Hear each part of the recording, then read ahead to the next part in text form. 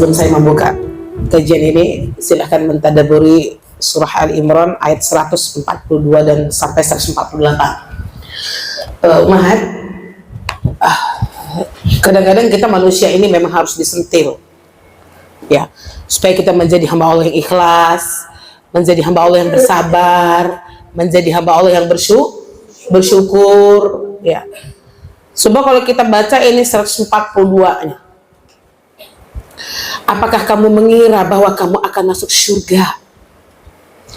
Padahal belum nyata bagi Allah orang-orang yang berjihad di antara kamu. Dan belum nyata orang-orang yang sabar.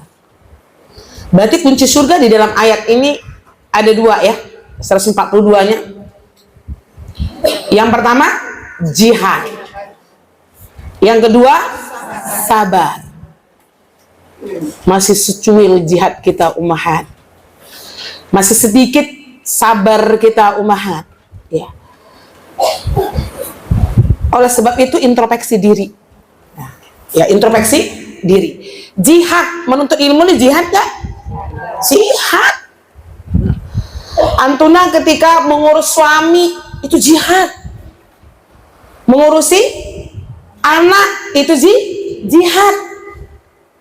Tapi sabarnya masih jauh, jihadnya juga masih jauh. Jadi jikalau kita mengakadkan bahwasanya thalabul ilmi ini adalah jihad, insya Allah kita akan istiqomah. Masih jauh, ya. Umahat, sampai Allah kunci di sini. Padahal belum nyata bagi Allah orang-orang yang berjihad di antara kamu. Ini luar biasa kalau kita lihat, ini kan di zamannya Rasulullah. Bagaimana sulitnya jihadnya di zaman Rasulullah. Berperang umahat, meninggalkan sanak saudara, harta benda, kan gitu. Sabar. Nah, makanya kita akan kaji sabar dan syukur itu kenapa di awalnya wa'atof, nggak bisa dipisahkan tuh. Sabar dan syukur, tak cukup hanya sabar aja, nggak cukup hanya syukur saja. Nah, kemudian, ya, akhwati fillah, 144-nya, ya. Dan Muhammad hanyalah seorang rasul, sebelumnya telah lalu beberapa rasul. Apakah jika dia wafat atau dibunuh, kamu berbalik ke belakang murtad?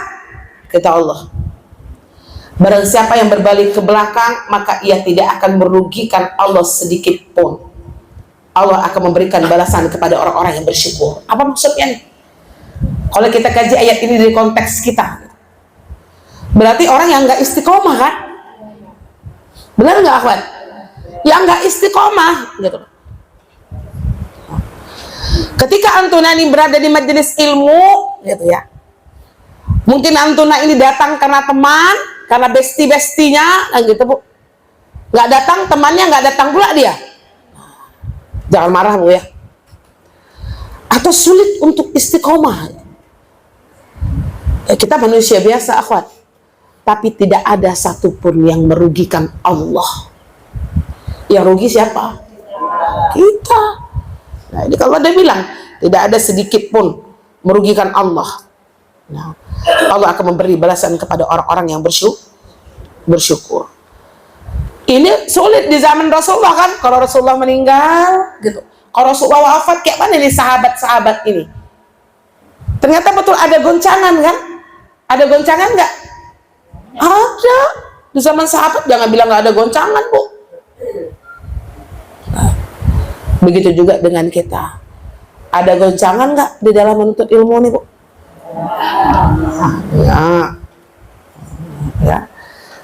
Jadi kalau ibu meninggalkan majelis ini, Allah nggak rugi. Silahkan aja, kan gitu. Kalau kita tidak mau istiqomah di dalam menuntut ilmu, gitu, di dalam berjihad, yang rugi adalah kita sendiri. Kemudian akhwat 145-nya, dan setiap yang bernyawa tidak akan mati kecuali dengan izin Allah, sebagai ketetapan yang telah ditentukan waktunya. Ini udah sering kita kaji. Kalau kita bilang orang itu mati, ternyata Allah panjangkan umurnya, kan gitu ya. Kemudian kita lihat nih orang ini mau mati nih, orang ini kayaknya sehat-sehat aja, tapi dia mati gitu loh. Berarti satu hal yang harus kita ingat bahwasanya itu adalah ketentuan Allah. Nah, sebagai ketetapan yang telah ditentukan waktunya. Barang siapa menghendaki pahala dunia, niscaya kami berikan kepadanya pahala dunia itu. Jadi ini terselip di sini akhwat, pentingnya niat di dalam beramal. Ibu kalau datang ke Sekofah ini contohnya adalah untuk mencari teman, memang dapat ibu. Sini mantap-mantap nih. Ya, casingnya tapi dalamnya saya nggak tahu.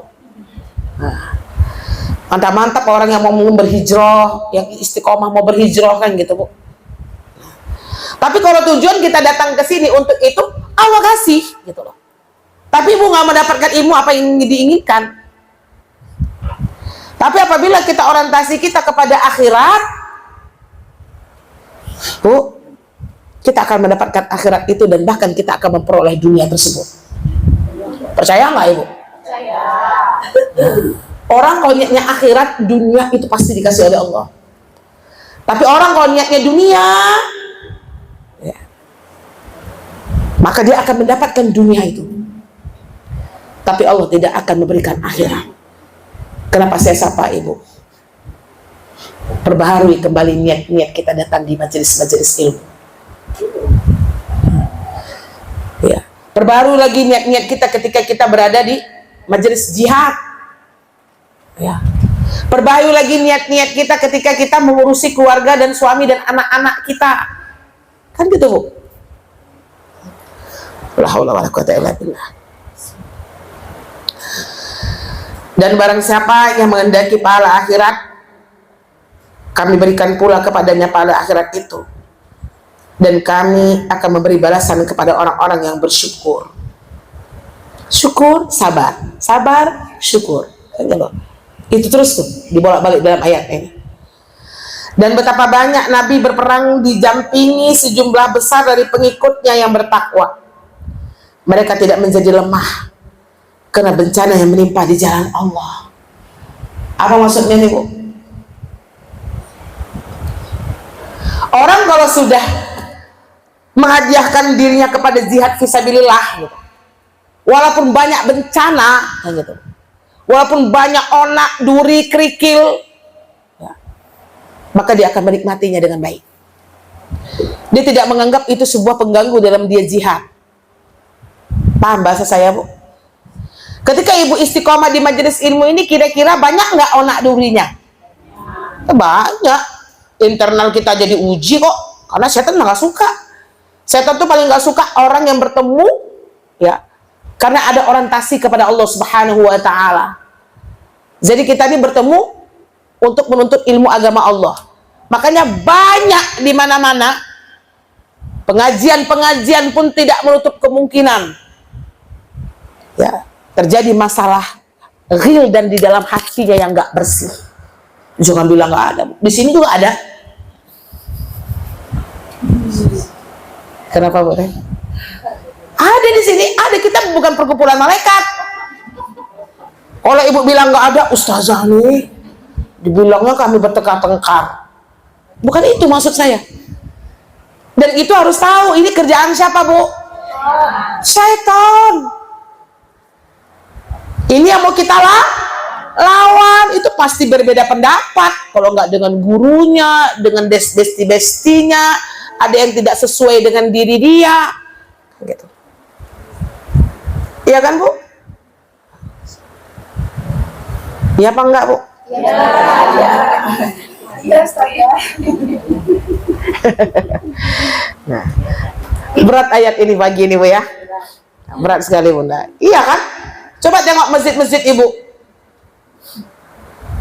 Jangan tersinggung ibu. Kita mengingatkan ini supaya kitalah orang yang berilmu, kitalah yang mengalah. Ini karena setan nggak pernah suka. Maka kalau ada seperti itu, kerikil-kerikil, ya, kemudian bencana-bencana yang seperti ini, kita nikmati. Kecil nih. Insya Allah Sudah, bersihkan hati. Gitu Bu. Karena kita bukan malaikat. Biasa aja nanti. Saya nggak setuju dengan Bu Nurjana, Bu Novi nggak setuju dengan Bu Lia, misalnya. Bu Lufa nggak setuju sama Bu Neng. Pertama bestie. Gitu. Itu nggak bisa kita pungkiri Bu. Makanya orang-orang yang bisa bertahan di majelis-majelis berat ini, itu adalah orang yang sabar. Dan kalau ibu nggak sabar, nggak ikhlas, saya yakin Bu, pasti Bu keluar dari sini. Nah, saya mohon maaf aja.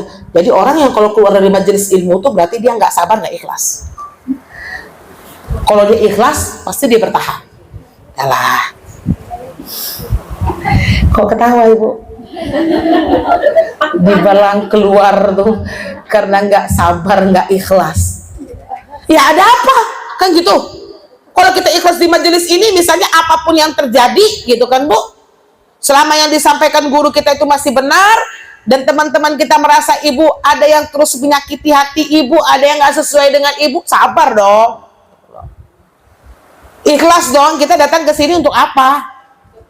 Menuntut ilmu. Nanti habis ini banyak yang keluar nih. Ustazah nih kalau ngomong nih nggak direm-rem. Nah itu mengingatkan Bu, ya, kita kalau kita seperti itu berarti ada apa dengan keikhlasan dan kesabaran kita. Apa boleh ya? Ini gara-gara makanan ada berbeda pendapat nggak? Ada berbeda pendapat nggak? Wajar. Tapi bagaimana setelah itu kita menyikapinya? Di mana tumpeng nih, gitu kan? Nah, perbedaan menu aja berbeda pendapat, betul Bu? Bentuknya lancip atau peta aja ya. Ya, dia nggak tahu kalau ada tumpeng Bu. Kenapa Bude? Alhamdulillah Bude, bersyukurlah satu yang tidak menjadi pengurus. Satu Bude, kenapa Bude? Dosanya lebih sedikit, amalnya sedikit juga. Tapi yang jadi pengurus ini ibu amal yang banyak, janganlah dosanya banyak. Dosanya sedikit ya Bu Anggi ya.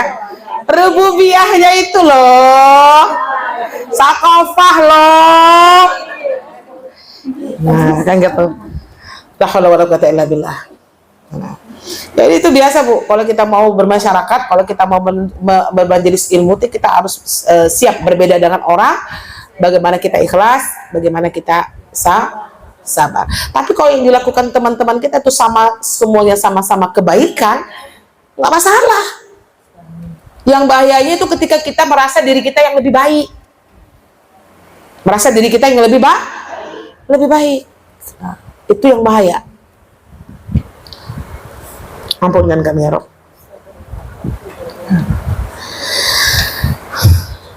Mereka tidak pernah menjadi lemah karena bencana yang menimpa di jalan Allah.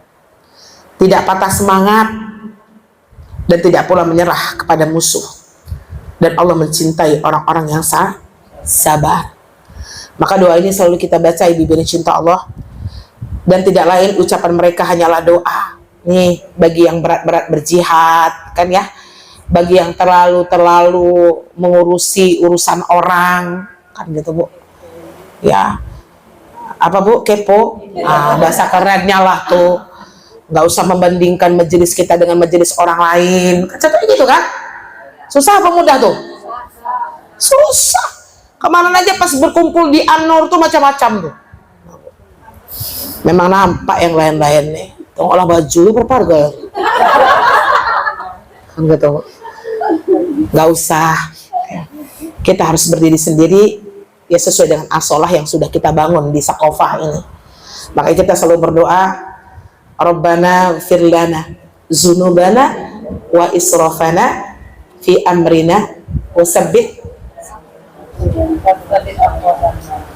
wa surna alal qawmil kafirin. Dia hafal doa ini Bu ya.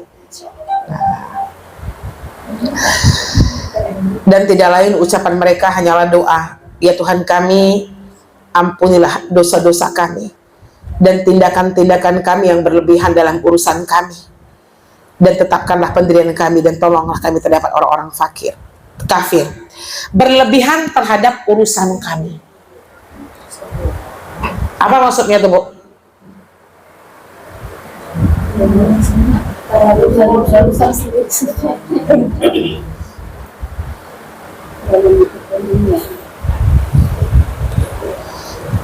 Apa Bu maksudnya? Ada catatan kaki 148 nih.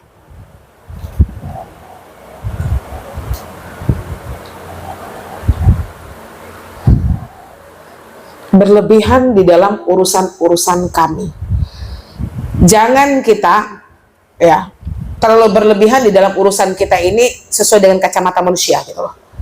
Ada yang lebih penting, yaitu kacamata Allah. Nah, ini kan ceritakan bagaimana seorang sahabat ketika mereka itu terlalu memikirkan bagaimana kalau Nabi nanti matinya kalau terbunuh bagaimana. Nah, itu kan terlalu berlebihan. Nah, itu jadi di dalam menyikapi majelis juga gitu, Bu. Tak usah terlalu berlebihan. Tak usah menyangka-nyangka, berlebihan kita memikirkannya. Pikirkan aja apa yang sudah nampak dan apa yang untuk kedepannya. Jangan berlebihan tuh maksudnya, paham lah ya. Paham nggak, Bu? Apa, Bu?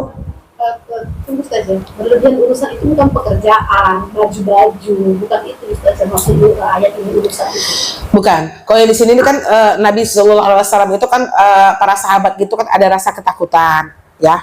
Nah, di sini dikatakan ya Muhammad adalah seorang manusia yang diangkat Allah dan menjadi rasul.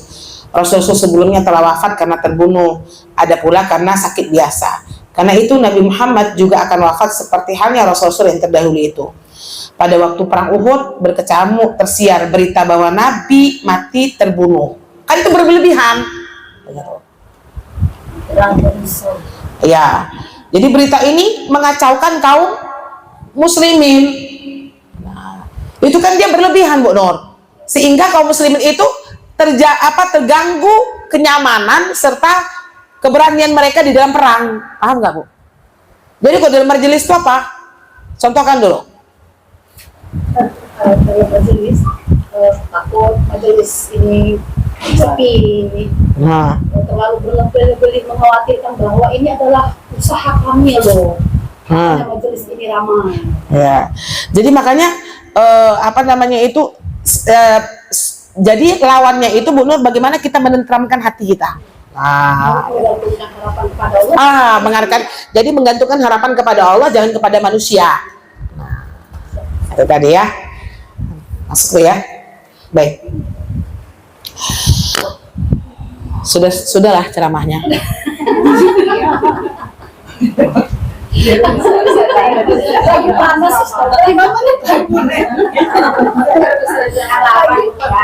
Ya tumpengnya sebelah saya sih, Bu. Bisa. Maka Allah akan memberi mereka pahala di dunia dan pahala yang baik di akhirat. Dan Allah mencintai orang-orang yang berbuat kebaikan. Kita maunya yang ini kan, Bu? Kita mau diberikan pahala di dunia dan juga dapat di akhirat. Maka ibu yang dicinta Allah, sedikit saya sambung ini, tapi tadi majelis ini tidak dibuka. Apa, Bu? Bismillah, saya buka lah, Bu.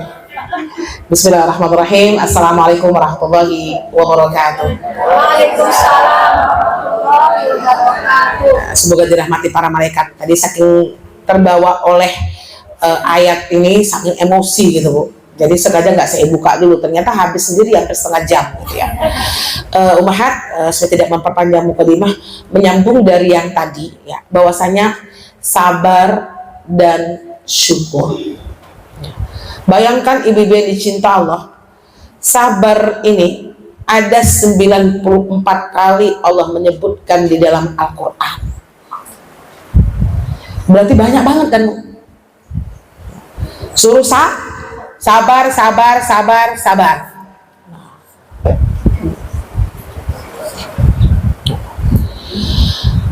Apa itu sabar, Bu? Sabar apa, Bu?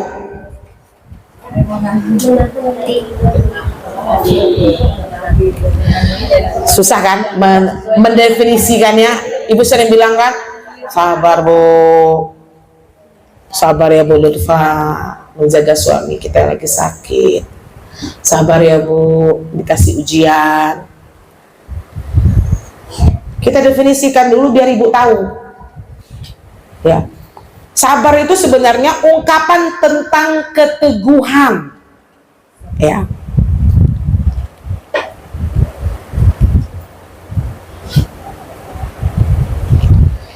Ungkapan tentang keteguhan dorongan agama dalam menghadapi dorongan nafsu. Kesabaran itu apa? Ungkapan tentang keteguhan dorongan agama dalam menghadapi dorongan nafsu. Berat kalimatnya, Bu, tapi pasti Ibu tahu nih, jelas kayak gini. Berarti sabar itu adalah ungkapan tentang keteguhan dorongan agama kita, kan gitu. Dinampakkan gitu, Bu. Iya. Dalam menghadapi dorongan nafsu. Paham nggak, Bu, bahasa saya? Kalau petas ketonnya dia agak tinggi-tinggi ya bahasanya ya. Itu udah sederhana kali, Bu Nur. Susah saya mensederhanakan lagi deh, Bu.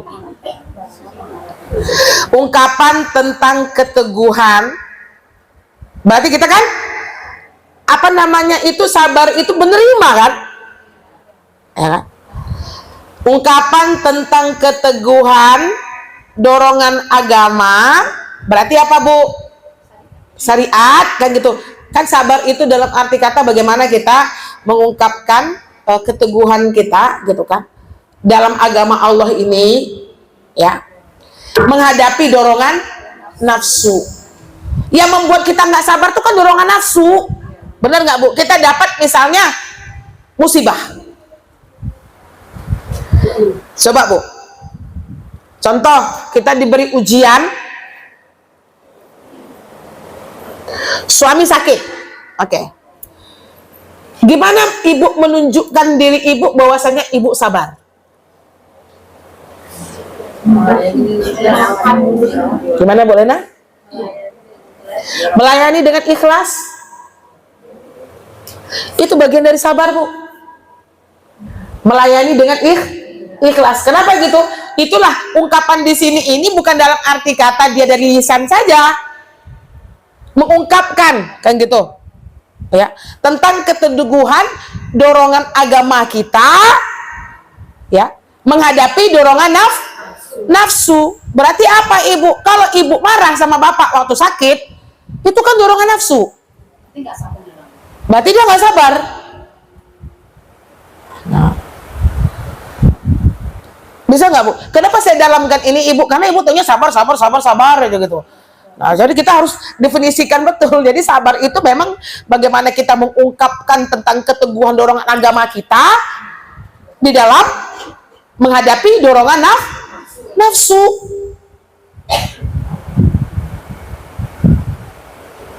Apalagi, Bu? Contohnya saya Iya. Dorongan agama itu jangan marah. Surga. Saya marah. Nah, Saya nggak sabar. nggak sabar. Itu dia. Walaupun tetap melayani. Walaupun tetap melayani. Udah hilang itu. Kena catat dihapus lagi. Nggak tahu tuh, Bu Nur. Mudah nih ngucapin, cuman berat ini definisinya, Bu. Kurang sabar apa lagi Mama nih, Pak? Ngomong pula kayak gitu. Sabar aja belum. Lagi, Bu. Ungkapan tentang keteguhan dorongan agama dalam marah itu dorongan siapa? Tuh. Apalagi contoh Ibu buat apanya, apa namanya tuh, dorongan nafsu, dan dibuat dengan dorongan agama. Dilihatkan dengan dorongan agama. Coba. Mendoakan. Ikhlas dengan menerima suami sakit itu mendoakan. Ikhlas ketika menerima suami sakit, sehingga Kita minta sama Allah untuk dia harus ada negatif positif. Kan dorongan nafsu itu kan negatif dulu, maka dilawan dengan dorongan agama. Dia harus negatif positif dia, Bu Lia.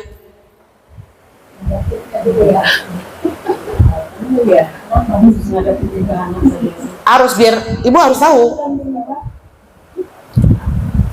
Susah kan? Cari dulu contohnya, biar ibu tahu menikmati arti sabar sesungguhnya tuh. Iya, silakan Bu Solihah. Tingkah anak dari pagi hari, akhlaknya tidak sesuai dengan agama, kan gitu Bu. Kemudian hampir sama dengan tadi itu, berarti kan, berarti dia menahan marah. Coba lagi yang lain, sampai ada yang benar-benar Bu. pelit, Ustazah. Pelit. Sahabat kita itu membutuhkan sesuatu, membutuhkan uang gitu. Itu dorongan hawa nafsu saya itu nggak akan memberi gitu. Sedangkan dorongan agama itu harus dermawan. Iya. Harus dermawan. Nah, jadi dorongan hawa nafsu saya lebih menang dibandingkan dorongan agama. Iya, berarti Bu nggak sabar. Bisa jadi jangan dalam konteks apa aja Bu, sebuah apa namanya, jangan bilang ibu sabar itu hanya untuk musibah, salah gitu. Sabar dalam ketaatan juga ada kan, sabar dalam kelebihan juga ada. Yuk saya sebutkan dulu Bu, macam-macam sabar, nanti Bu jadinya bisa cari contohnya nih.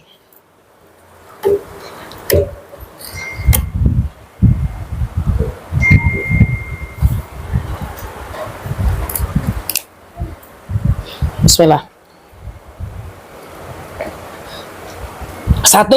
Sabar yang berkaitan dengan fisik. Contoh Bu.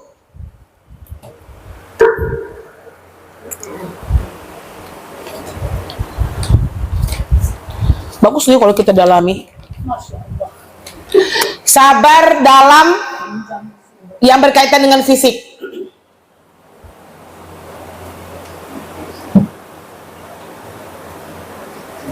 Bu, contoh Bu. Contoh saja. Ya, sabar dalam fisik apa? Ini lutut ada mulai nyaki. Apa Pak Yul? Lutut boleh sakit, bersabar dalam ibadah, itu dia.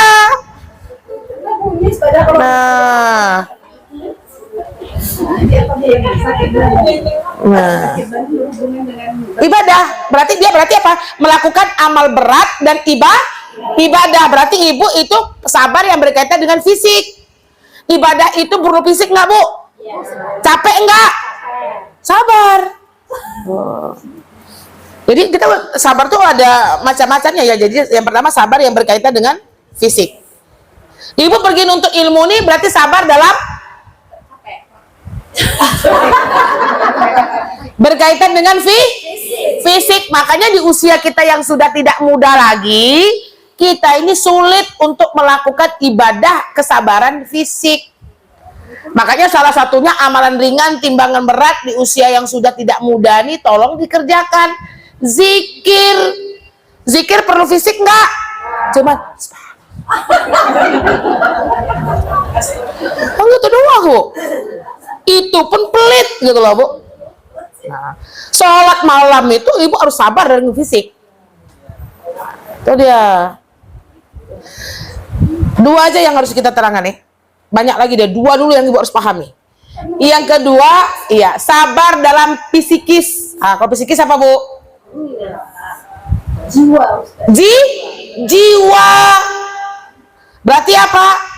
Menghadapi hal-hal yang dimintai tabiat atau nafsu. Inilah masuk tadi dorongan nafsu tadi, Bu. Bagaimana ya sabar dengan psikis kita dalam menghadapi hal-hal yang dimintai tabiat dan nafsu. Kan kita punya tabiat. Contoh,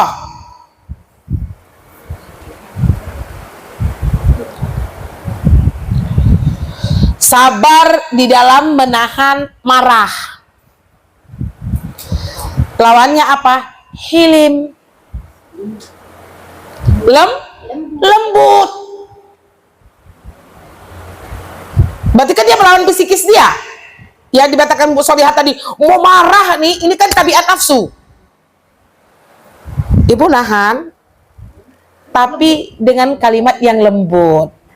Nah, itu sabar dan psikis. Jadi ngerti Bu kan? Nah, apalagi Bu? Sabar di dalam kelebihan penghidupan. Nafsu nggak? Ibu banyak duit kok. Apa aja beli? Apa yang nggak bisa ibu beli? Suami aja nggak bisa dibeli. Ibu beli pakaian nggak ada habisnya, ya. Kemudian apa lagi Bu? Ya, perhiasan nggak ada habisnya. Ini berarti apa? Nafsu kan? Ya, nafsu kan? Makanya dia dilawan dengan sifat jelek dulu, diisi dengan sifat baik yang kita lawan dengan dorongan agama. Berarti kalau misalnya kita, bagaimana kita supaya sabar dalam urusan penghidupan kita ini, berarti lawannya zuhud. Zuhud tahu Bu? Apa zuhud?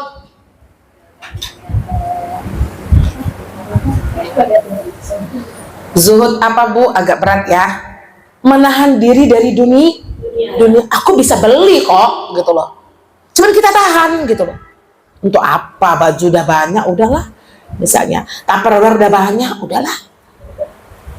Gitu. Bukan nggak boleh Bu, makanya saya udah bilang kan, Ibu silakan kalau uang Ibu banyak, ganti terus bajunya ke tempat Bu Anggi, tak apa-apa. Ya Bu Anggi ya. Tapi masuk satu keluar satu dong. Nah, gitu. Berarti dia sabar mengikuti nafsunya tadi. Keinginan untuk nafsu terus tuh. Dia lawan dengan zuhud. Itu yang dibilang sabar tuh, gitu loh. Ngapa Bu? Nah, bisa dipahami bahasa saya Bu? Nah, itu aja lah dulu. Ya. Sudah. Mana Ibu yang paling sulit? Sabar yang berkaitan dengan fisik atau sabar yang berkaitan dengan psikis? 100 jawabannya Bu. Kalau dengan fisik ini kita bisa duduk, ibadah tetap semangat. Melawan nafsu nih berat Ibu. Makanya menyongsong kemerdekaan Republik Indonesia nih. Ibu ngomong-ngomong gimana? Kita merdeka, gitu kan? Nah, merdeka itu apa artinya Bu? Bebas, apalagi menang. Jadi siapa di dalam tazkiyatun yang dikatakan orang yang merdeka secara hakiki? Orang yang mampu mengalahkan hawa nafsunya. Merdeka. Udah merdeka belum tuh? Orang yang mampu membebaskan dirinya dari hawa nafsu. Makanya Ibu sekarang belum merdeka, kita Bu lagi perang. Sama berjuang Ibu. Sama-sama kita berperang. Dihiasi dengan sabar dan syukur. Membaca Al-Quran gitu ya. Salah-salah aja nih, kan emosi gitu. Salah aja pun. Maksud yang mana itu ya? Dua-dua dia ya berarti dia nggak sabar. Psikis tuh. Membacanya sambil emosi. Psikis, iya. Habis tuh. Tapi kewajiban gitu. Itu tuh. Nah, bagaimana kita menghadapi yang kayak gitu tuh Bu? Astagfirullahaladzim. Ya Allah, kok begini baca Quran hari ini, ya Allah. Astagfirullah, ampunkan hamba ya Allah. Mungkin ada yang zolim ini, kan gitu. Kita tuh Bu lihat berinteraksi dengan Quran, baca Quran itu sesuai dengan tingkat keimanan kita kepada Allah. Saya bisa pastikan, Ibu Tahsin hari ini nggak sholat malam itu bacaannya pasti hancur. Dia satu paket gitu loh. Ya, nah, gitu Bu ya.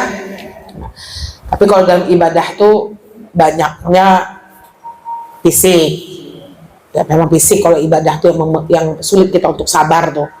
Tapi kalau dalam kehidupan sehari-hari ini nih, psikis. Sama berjuang umahat, semoga kita bisa menjadi hamba Allah yang merdeka. Dan saya mengucapkan untuk benar-benar semua yang ada di Sakofah ini, semoga 2 tahun ini banyak ilmu yang sudah Antuna dapatkan. Nah, yang paling baik, yang paling penting, amalkan ilmu yang sudah kita pelajari, termasuk saya pribadi. Tidak ada gunanya Ibu kita berkumpul, kemudian kita besar, bangga dengan majelis yang kita miliki, cuman ilmu yang kita sampaikan tidak kita amalkan. Al ilmu bila amalin kasyajari bila sama, ya. Jadi ilmu kalau nggak kita manfaatkan itu seperti pohon yang tidak berbuah. Insyaallah istiqomah, hibukana fillah, karena di Sakofah ini datang dari penjuru-penjuru dari mana-mana, dari Mumbai ada, dari mana ya. Semoga ini menjadi ukhuwah kita menuju jannahnya Allah. Amin ya rabbal alamin. Cukup sekian, alhamdulillah rabbik wa takuna minal mumtarin. Assalamualaikum warahmatullahi wabarakatuh. Waalaikumsalam. Sebelum doa kafaratul majelis, subhanakallahumma wa bihamdika asyhadu an la ilaha illa anta astaghfiruka wa atubu ilaik. Afan.